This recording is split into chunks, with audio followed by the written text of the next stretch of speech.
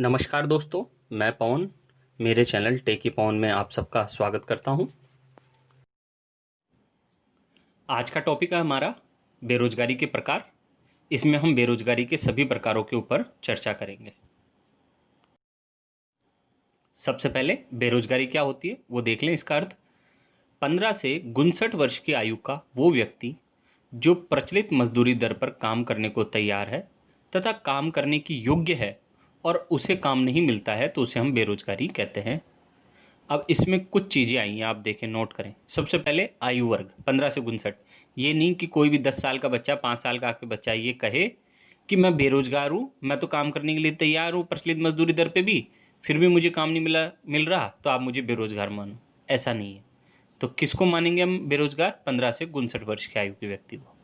दूसरा, प्रचलित मजदूरी दर। प्रचलित मजदूरी दर क्या होती है कि कोई व्यक्ति कहे कि भाई मेरे को तो है ना इस मजदूरी के 5 लाख रुपए 1 घंटे के चाहिए, जबकि प्रचलित मजदूरी है 500 रुपये घंटे, लेकिन वो मांग रहा है 5 लाख रुपए घंटे और फिर कहे कि मैं तो काम नहीं करता और मुझे बेरोजगार मानो। ऐसा नहीं है, ये गलत है। उसे प्रचलित मजदूरी दर पर काम करने को तैयार होना चाहिए, फिर काम करने की योग्य होना चाहिए। कोई मान लीजिए काम करने की योग्य ही नहीं है, शारीरिक श्रम वाला कोई विकलांग व्यक्ति हो या किसी प्रकार से और वो कहे कि मैं तो ये काम करूँगा वरना मुझे बेरोजगार मानो, तो वो उस काम करने की योग्य नहीं है, चाहे से वो शारीरिक रूप से हो या मेंटली हो या दिमाग से हो, कुशलता के मामले में। अगर वो योग्य नहीं है तो उसे हम बेरोजगार नहीं मानेंगे। तो इस प्रकार से ये तत्व है बेरोजगारी के। बेरोजगारी का सूत्र क्या होता है? श्रम बल माइनस कार्यबल। श्रम बल में समस्त श्रम आता है और कार्यबल में वास्तविकता में काम कर रहे लोगों की संख्या होती है। तो श्रम बल में से अगर कार्यबल घटा दिया जाए तो बेरोजगारी प्राप्त हो जाती है। एक परिभाषा देख लेते हैं बेरोजगारी की। रॉफिन और ग्रेगरो के अनुसार एक बेरोजगार व्यक्ति वह व्यक्ति है जो वर्तमान समय में काम नहीं कर रहा। पहली बात, जो वर्तमान समय में काम नहीं कर रहा है वो बेरोजगार है। दूसरा, जो सक्रिय ढंग से कार्य की तलाश में हो, ये भी जरूरी है कि काम नहीं मिल रहा तो कोई बात नहीं है, लेकिन वो रोजगार की तलाश में है। नंबर 3, जो वर्तमान मजदूरी दर पर काम करने के लिए तैयार है। ये तीनों तत्व जब मिल जाएंगे तब हम उसे बेरोजगार व्यक्ति कहेंगे। अब देखते हैं बेरोजगारी के प्रकार। नंबर 1, ऐच्छिक बेरोजगारी, जिसे इंग्लिश में वॉलेंट्री अनएम्प्लॉयमेंट कहते हैं। जब श्रमिक वर्तमान मजदूरी दर पर काम करने के लिए तैयार न हो अथवा काम होने पर भी अपनी इच्छा से काम न करने चाहे तो ऐसी बेरोजगारी को हम ऐच्छिक बेरोजगारी कहते हैं। अर्थात कोई काम ही नहीं करना चाहता प्रचलित मजदूरी दर पर, मैं तो नहीं करूँगा काम, साफ ये कह दे, तो वो क्या है? ऐच्छिक बेरोजगार, क्योंकि वो अपनी इच्छा से बेरोजगार है। बेरोजगारी का जब हम अनुमान लगाते हैं तो कभी भी हम ऐच्छिक बेरोजगारी को शामिल नहीं करते हैं बेरोजगारी में। बेरोजगारी का दूसरा प्रकार अनैच्छिक बेरोजगारी, इनवॉलेंट्री अनएम्प्लॉयमेंट। वह स्थिति जिसमें श्रमिक मजदूरी की वर्तमान दर पर काम करने को तैयार हो परंतु उसे काम नहीं मिले, उसे खुली बेरोजगारी कहते हैं। सिंपल सी भाषा में कि मैं प्रचलित मजदूरी दर पर काम करने के लिए तैयार हूँ लेकिन फिर भी मुझे काम नहीं मिल रहा है, मैं काम के योग्य भी हूँ सब तरह से, लेकिन फिर भी मुझको काम नहीं मिल रहा है, तो इसे कौन सी बेरोजगारी कहेंगे? अनैच्छिक बेरोजगारी, अर्थात मैं अपनी इच्छा के विरुद्ध बेरोजगार हूँ। बेरोजगारी से जब हमारा अभिप्राय होता है तो वो अनैच्छिक बेरोजगारी से ही होता है, कभी भी ऐच्छिक बेरोजगारी को बेरोजगारी नहीं माना जाता है। नंबर 3, घर्षणात्मक बेरोजगारी, फ्रिक्शनल अनएम्प्लॉयमेंट। वह बेरोजगारी है जिसका संबंध एक गतिशील अर्थव्यवस्था में कार्य या नौकरी के बदलने से होता है। अर्थात कोई नौकरी बदलते हैं एक कंपनी से दूसरी कंपनी में, तो उस दौरान जो हम बेरोजगार रहते हैं, एक कंपनी से दूसरी कंपनी के अंदर जाते हैं काम करने, तो कुछ समय तक हम बेरोजगार रहते हैं, तो ये उससे संबंधित है घर्षणात्मक बेरोजगारी। श्रम बाजार की अपूर्णताओं के कारण लोग अस्थायी रूप से बेरोजगार हो जाते हैं। यह अस्थायी बेरोजगारी घर्षणात्मक बेरोजगारी कहलाती है। यह बेरोजगारी श्रम की गतिहीनता मतलब वही कि गति नहीं कर पाता श्रम, एक कंपनी को छोड़कर दूसरी कंपनी में नहीं जा पाता है, क्योंकि श्रम जो कुशलता उसकी उस कंपनी में होती है किसी प्रोडक्ट को लेकर, वही कुशलता वो दूसरे प्रोडक्ट के लिए नहीं ला सकता है जल्दी से। कच्चे माल की कमी है, जिसके कारण लोगों को रोज़गार नहीं मिल रहा है क्योंकि प्रोडक्शन कार्य रुका हुआ है। रोज़गार के अवसरों के विषय में जानकारी नहीं है श्रमिकों को। बिजली की कमी है, जिसके कारण पूर्ण क्षमता के साथ मशीनों का काम नहीं हो रहा है, फैक्ट्री नहीं चल पा रही है। मशीनों की टूट फूट हो रही है, कोई मशीन चल रही थी टूट गई तो वो व्यक्ति बेरोजगार हो गया, वो सुधरेगी नहीं आएगी तब उसको रोज़गार मिलेगा। लोगों की रोज़गार बदलने की प्रवृत्ति, एक कंपनी से छोड़कर दूसरी कंपनी में, एक फैक्ट्री से दूसरी फैक्ट्री में, अच्छे रोज़गार की तलाश, ये सब क्या कारण है? घर्षणात्मक बेरोजगारी के। इस प्रकार यह बेरोजगारी क्या होती है? अस्थायी बेरोजगारी, क्योंकि यह कुछ समय के लिए होती है। जैसे ही वो कारण समाप्त हो जाता है तो ये बेरोजगारी खत्म हो जाती है। बेरोजगारी का चौथा कारण संरचनात्मक बेरोजगारी, स्ट्रक्चरल अनएम्प्लॉयमेंट। यह वह बेरोजगारी है जो उद्योगों के दीर्घकालीन ह्रास के कारण उत्पन्न होती है। उद्योगों में जो ह्रास होता है दीर्घकाल में मशीनों का, अन्य प्रकार का संसाधनों का, उसके कारण ही उत्पन्न होती है। यह बेरोजगारी अर्थव्यवस्था के संरचनात्मक आधारभूत ढांचे से संबंधित है। इस बेरोजगारी के क्या क्या कारण हैं? नंबर 1, उत्पादन के अन्य साधनों, भूमि, पूंजी आदि की कमी। श्रम तो है आपके पास बहुत सारा, लेकिन वो काम किस पे करेगी? भूमि नहीं है, पूंजी नहीं है, तो किस पे काम करेगी? तो ये बेरोजगारी उससे संबंधित है। नंबर 2, श्रमिक पुराने उद्योगों में प्रशिक्षित होते हैं परंतु उनके पास कोई निपुणता नहीं होती है, इसलिए जिस प्रकार के श्रमिकों की आवश्यकता होती है वे नहीं मिल पाते। कोई श्रमिक पुराने उद्योग धंधे में काम कर रहा था, जूता उद्योग में, अब उसको लगा रहे हैं हम मान लीजिए बाल्टी बनाने के उद्योग में, तो उसको जूता बनाने का तो प्रशिक्षण है लेकिन बाल्टी बनाने में निपुणता नहीं है, तो इस कारण वो क्या रहेगा? बेरोजगार। फिर वो सीखेगा तब जाके उसको रोजगार मिलेगा। नंबर 3, जब देश की उत्पादन विधि और उत्पादित वस्तुओं की प्रकृति में अंतर हो। भारत जैसे देश में उत्पादन विधि, अगर हम पूंजी प्रधान विधि अपनाएंगे तो क्या होगा? लोग ज़्यादा बेरोजगार होंगे क्योंकि पूंजी का इस्तेमाल हम ज़्यादा करेंगे, मशीनों का इस्तेमाल ज़्यादा करेंगे। नंबर 4, कुछ उद्योग धंधे बंद भी हो जाते हैं दीर्घकाल में। अगर किसी उद्योग धंधों को हानि होती है तो वो क्या है? मार्केट छोड़कर चले जाते हैं। मार्केट छोड़कर जाने से क्या होता है? उन कंपनियों में काम करने वाले, फैक्ट्रियों में काम करने वाले मजदूर क्या हो जाते हैं? बेरोजगार हो जाते हैं। तो ऐसी सब बेरोजगारी को हम क्या कहेंगे? संरचनात्मक बेरोजगारी। और भारत जैसे विकासशील देशों में इस प्रकार की ही बेरोजगारी ज़्यादा पाई जाती है और यह दीर्घकालीन बेरोजगारी होती है, लंबे समय तक ये बेरोजगारी रहती है। नंबर 5, चक्रीय बेरोजगारी, साइक्लिकल अनएम्प्लॉयमेंट। ये क्या होती है? यह वह बेरोजगारी है जो सामान्यतः अर्थव्यवस्था की मंदी के कारण उत्पन्न होती है।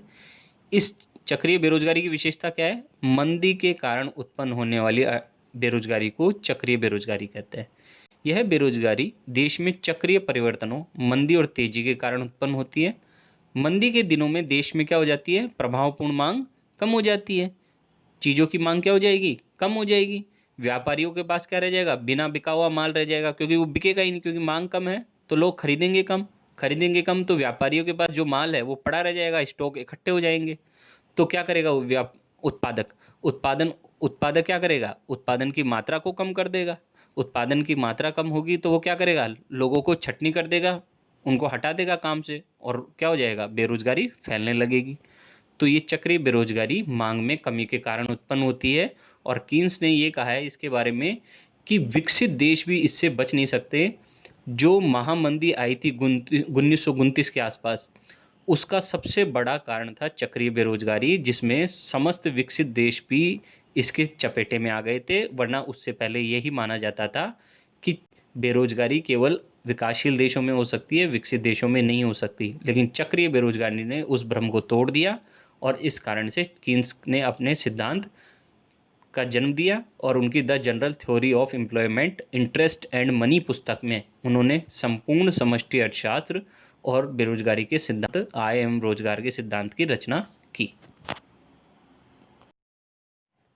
नंबर 6, मौसमी बेरोजगारी, सीजनल अनएम्प्लॉयमेंट। यह वह बेरोजगारी है जो इस कारण उत्पन्न होती है कि कुछ व्यवसायों में श्रमिकों की मांग कुछ समय के लिए रहती है और बाकी समय वो बेरोजगार रहते हैं। इस प्रकार की बेरोजगारी में लोग वर्ष के कुछ विशेष मौसम में तो रोजगार मिलता है उनको और कुछ विशेष मौसम में उनको रोजगार नहीं मिलता।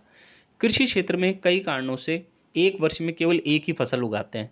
किसी के यहाँ पानी नहीं होता, किसी के पास खाद नहीं होती, किसी के पास बीज नहीं होते, कई कारण होते हैं जिसके कारण वो एक वर्ष में कितनी उगाते हैं फसल, एक फसल।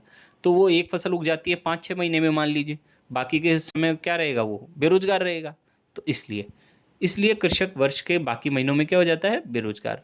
इसके अलावा बर्फ़ बनाने के कारखानों आदि में इसी प्रकार के मौसमी बेरोजगार होते हैं। क्यों होते हैं बर्फ़ बनाने के कारखानों में बेरोजगार? गर्मी आती है तब तो बर्फ़ बनाने का प्रोडक्शन ज़्यादा हो जाता है, तो श्रमिकों की आवश्यकता ज़्यादा हो जाती है।